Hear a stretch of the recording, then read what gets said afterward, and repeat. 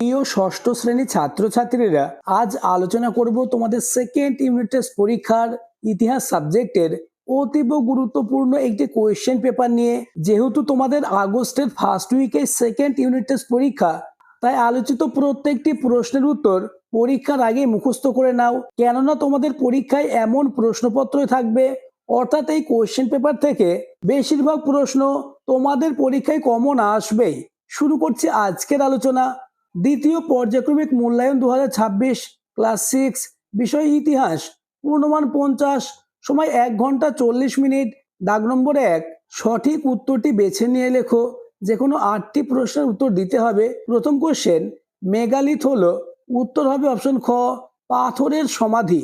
পরের প্রশ্ন, জৈন ধর্মের প্রধান প্রচারককে বলা হতো, উত্তর অপশন গ, তীর্থাঙ্কর। নেক্সট, কোশ্চেন নম্বর 3, বৈদিক সাহিত্যে ছন্দে বাঁধা কবিতাকে বলে, উত্তর অপশন ক, সংহিতা। পরের প্রশ্ন, দ্বিতীয় বৌদ্ধ সঙ্গীতে অনুষ্ঠিত হয়েছিল, উত্তর হবে অপশন ক, বৈশালীতে। Next, question number 5, Gautam Buddha জন্মেছিলেন, উত্তর অপশন ক, শাক্য বংশে। পরের প্রশ্ন, নালন্দা মহাবিহার স্থাপিত হয়, উত্তর অপশন ক, কুমারগুপ্তের সময়ে।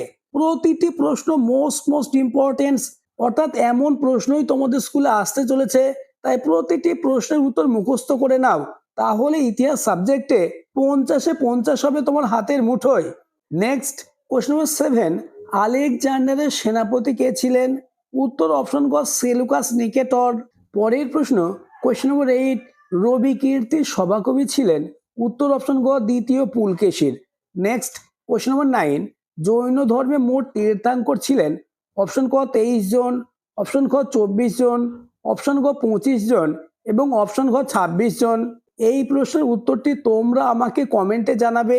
আর যারা এখনো আমার চ্যানেলটিকে সাবস্ক্রাইব করোনি, এখনই চ্যানেলটিকে সাবস্ক্রাইব করে দাও এবং ভিডিওটি তোমার বন্ধুদের মধ্যে শেয়ার করে দাও। নেক্সট, কোশ্চেন নম্বর 10, নন্দ বংশের শাসন শেষ হয়েছিল, উত্তর হবে অপশন খ, 324 খ্রিস্টপূর্বাব্দে। পরের প্রশ্ন, গুরু কোনো ছাত্রকে শিষ্য বলে গ্রহণ করতেন যে অনুষ্ঠানের মধ্য দিয়ে, উত্তর অপশন ক, উপনয়ন। নেক্সট, জৈনদের প্রথম তীর্থাঙ্কর কে ছিলেন, উত্তর অপশন ক, ঋষভনাথ। পরের প্রশ্ন, প্রথম বৌদ্ধ সঙ্গীতের সভাপতি কে ছিলেন, উত্তর অপশন ক, মহাকাশ্যপ। নেক্সট কোশ্চেন, শশাঙ্ক ছিলেন, উত্তর হবে গৌড়ের রাজা, অর্থাৎ অপশন খ ইজ দ্য কারেক্ট অ্যান্সার। পরের প্রশ্ন, বৈদিক যুগের অন্যতম পালিত পশুর নাম হলো, উত্তর হবে অপশন ক, গরু। নেক্সট, দাগ নম্বর 2, এক কথায় উত্তর দাও। যে কোনো 8টি প্রশ্নের উত্তর দিতে হবে। প্রথম প্রশ্ন, বৈজি মহাজনপদের রাজধানী কোথায় ছিল, উত্তর বৈশালী। পরের প্রশ্ন, সকলোত্তর পথনাথ কাকে বলা হতো, উত্তর হর্ষবর্ধনকে। নেক্সট, বিশ্বপতি কাকে বলে, উত্তর বৈদিক যুগে কয়েকটি গ্রামের সমষ্টিকে বলা হতো বিশ, আর বিশের প্রধানকে বলা হতো বিশ্বপতি। পরের প্রশ্ন, কোন শিলালেখ থেকে শাসক খারবেলের কথা জানা যায়, উত্তর হাতিগুম্ফা শিলালেখ থেকে। নেক্সট, নব্য ধর্ম আন্দোলনের ফলে সৃষ্ট দুটি নতুন ধর্মের নাম লেখো, উত্তর জৈন ধর্ম ও বৌদ্ধ ধর্ম। পরের প্রশ্ন, মৌর্য বংশের শেষ সম্রাট কে ছিলেন, উত্তর বৃহদত্ত। নেক্সট, বাক্যটি ঠিক না ভুল লেখো। ইন্ডিকা বইটি লিখেছিলেন কৌটিল্য, উত্তর হবে ভুল, কেননা ইন্ডিকা বইটি লিখেছিলেন মেগাস্থিনিস।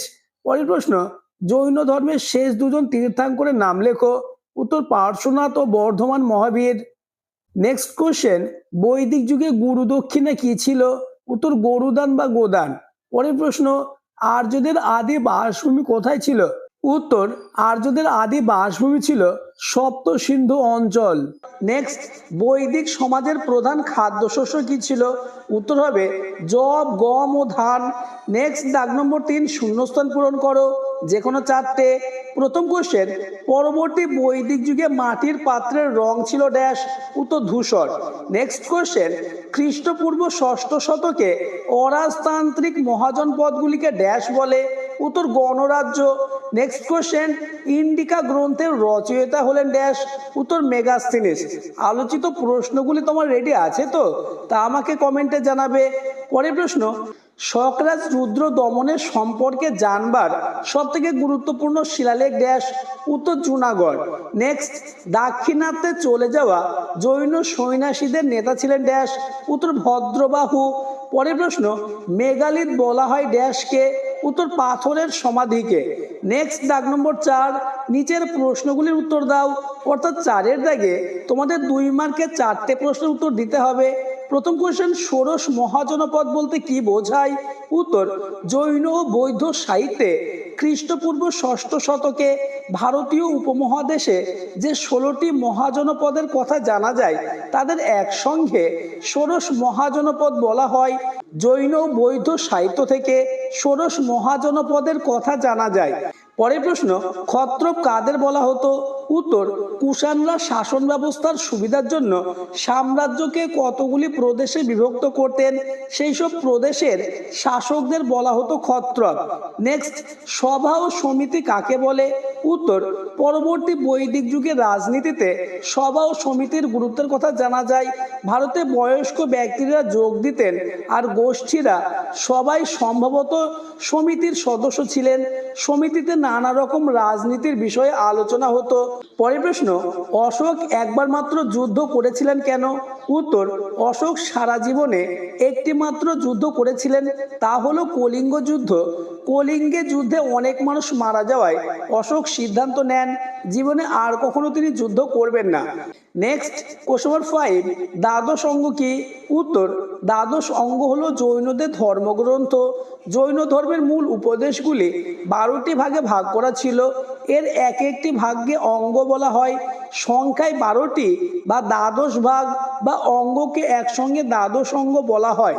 নেক্সট কোশ্চেন, ভারতের রক্ষাকারী কাকে এবং কেন বলা হয়? উত্তর, গুপ্ত সম্রাট স্কন্দগুপ্তকে ভারতের রক্ষাকারী বলা হয়। তিনি ভারতকে হুন আক্রমণ থেকে রক্ষা করেন, তাই তাকে ভারতের রক্ষাকারী বলা হয়। নেক্সট, আর্য সত্য বলতে কি বোঝায়? উত্তর, বুদ্ধদেব নিজের শিষ্যদের কাছে ব্যাখ্যা করে বলেছিলেন মানুষের দুঃখের কারণ কি। তিনি আরও বলেছিলেন কিভাবে সেই দুঃখ থেকে মুক্তি পাওয়া যায়। এবং এই প্রশ্নগুলির ব্যাখ্যায় গৌতম বুদ্ধ 4টি মূল উপদেশ দেন। প্রতিটি উপদেশকে বলা হয় আর্য সত্য এবং 4টি উপদেশকে একসঙ্গে বলা হয় চতুরার্য সত্য। নেক্সট দাগ নম্বর 5, নিচের প্রশ্নগুলির উত্তর দাও। অর্থাৎ 5-এর দাগে তোমাদের 3 মার্কে 4টে প্রশ্নের উত্তর দিতে হবে। প্রথম কোশ্চেন, টিকা লেখো চতুরাশ্রম মোস্ট ইম্পর্টেন্ট। উত্তর, পরবর্তী বৈদিক যুগে জীবনযাপনের 4টি ভাগ বা পর্যায়ের নাম ছিল চতুরাশ্রম। এগুলি হলো, নাম্বার 1 ব্রহ্মচর্য। এই পর্যায়ে ছাত্রদের তার গুরুগৃহে থেকে শিক্ষালাভ করতে হতো। নাম্বার 2 গৃহস্থ। শিক্ষালাভের শেষে বিয়ে করে জীবনযাপনের এই পর্যায়ের নাম ছিল গৃহস্থ। নাম্বার 3 বানপ্রস্থ। এই পর্যায়ে সংসার থেকে দূরে বনে কুঠির তৈরি করে সেখানে ধর্মচর্চা করতে হতো। নাম্বার 4 সন্ন্যাস আশ্রম। সবকিছু ভুলে ঈশ্বরের চিন্তায় ডুবে থেকে শেষ জীবন কাটানোর এই পর্যায়কে সন্ন্যাস আশ্রম বলা হয়। পরের প্রশ্ন, পঞ্চ মহাব্রত বলতে কি বোঝায়? উত্তর, জৈন তীর্থাঙ্কর পার্শ্বনাথ জৈনদের চতুরার্য ব্রত বা 4টি নীতি পালনের নির্দেশ দিয়েছিলেন। মহাবীর এই 4টি নীতির সঙ্গে আরও একটি নীতি যোগ করেন। বর্ধমান মহাবীরের যোগ করা নতুন নীতিটি হলো ব্রহ্মচর্য পালন করতে হবে। জৈন ধর্মে এই 5টি নীতিকে একসঙ্গে পঞ্চ মহাব্রত বলা হয়। নেক্সট কোশ্চেন, অশোকের ধম্ম কি? উত্তর, সম্রাট অশোক ধম্ম প্রচার করেছিলেন। অশোকের ত্রয়োদশ লিপিতে ধম্ম কথাটির উল্লেখ আছে। ধর্মের মূল কথা হিংসা না করা, ধর্মে প্রাণী হত্যা বন্ধ করার কথা বলা হয়। তাছাড়া পিতা মাতা সহ সব গুরুজনদের নির্দেশ মেনে চলার কথা বলা হয়। ধনী দরিদ্র সব মানুষের জন্য তিনি ধর্মের আদর্শ প্রচার করেন। নেক্সট কোশ্চেন নম্বর 4, হাতি গুম্ফার শিলালেখ সম্পর্কে লেখো। উত্তর, কলিঙ্গরাজ খারবেল হাতি গুম্ফার শিলালেখ খোদাই করান। এই শিলালেখ থেকে চেদি বংশের শাসক খারবেলের শাসন বিষয়ে জানা যায়। পাশাপাশি এই শিলালেখতে ভারতবর্ষ শব্দের উল্লেখ মেলে। যদিও ভারতবর্ষ বলতে সেই সময়ে হয়তো গঙ্গা উপত্যকার একটা অংশকে বোঝানো হয়েছিল। এই শিলালেখ থেকে আরও জানা যায় যে খ্রিস্টীয় প্রথম শতকের প্রথম দিকেই কলিঙ্গে চেদি বংশের শাসন শেষ হয়? পরবর্তী প্রশ্নগুলি আলোচনার আগে আবার বলবো, যারা এখনো আমার চ্যানেলটিকে সাবস্ক্রাইব করোনি এখনই চ্যানেলটিকে সাবস্ক্রাইব করে দাও এবং ভিডিওটি তোমার বন্ধুদের মধ্যে শেয়ার করে দাও। নেক্সট কোশ্চেন, কি কি কারণে মগধ শেষ পর্যন্ত বাকি মহাজনপদগুলি থেকে শক্তিশালী হয়ে ওঠে? উত্তরটি তোমরা দেখে নাও। এমন প্রশ্নপত্রই তোমাদের সেকেন্ড ইউনিট টেস্ট পরীক্ষায় থাকবে, তাই ইতিহাস সাবজেক্টে 50-এ 50 পেতে চাইলে প্রতিটি প্রশ্নের উত্তর পরীক্ষার আগে মুখস্থ করে নাও। পরের প্রশ্ন, সপ্ত সিন্ধু অঞ্চল বলতে কি বোঝো? বৈদিক যুগের প্রত্নতাত্ত্বিক বৈশিষ্ট্য লেখো। উত্তর, সিন্ধু নদ ও তার পূর্ব দিকের উপনদীগুলি দিয়ে ঘেরা অঞ্চলটির নাম ছিল সপ্ত সিন্ধু অঞ্চল। এই অঞ্চলটি ছিল আদি বৈদিক যুগের মানুষের বাসস্থান। এবার পয়েন্টস করবে বৈদিক যুগের প্রত্নতাত্ত্বিক বৈশিষ্ট্য। নাম্বার 1, বৈদিক যুগে তামা ও ব্রোঞ্জ এবং এই যুগের শেষের দিকে লোহার ব্যবহার ছিল বলে জানা যায়। নাম্বার 2, এই যুগে ঘোড়ায় টানা রথ ও তীর ধনুকের ব্যবহার প্রচলিত ছিল।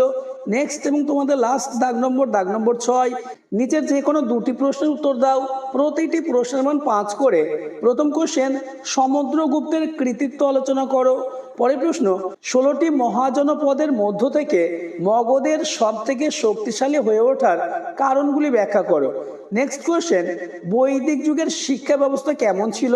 নেক্সট এবং আজকের আলোচনা লাস্ট কোশ্চেন, নব্য ধর্ম আন্দোলন কেন গড়ে উঠেছিল?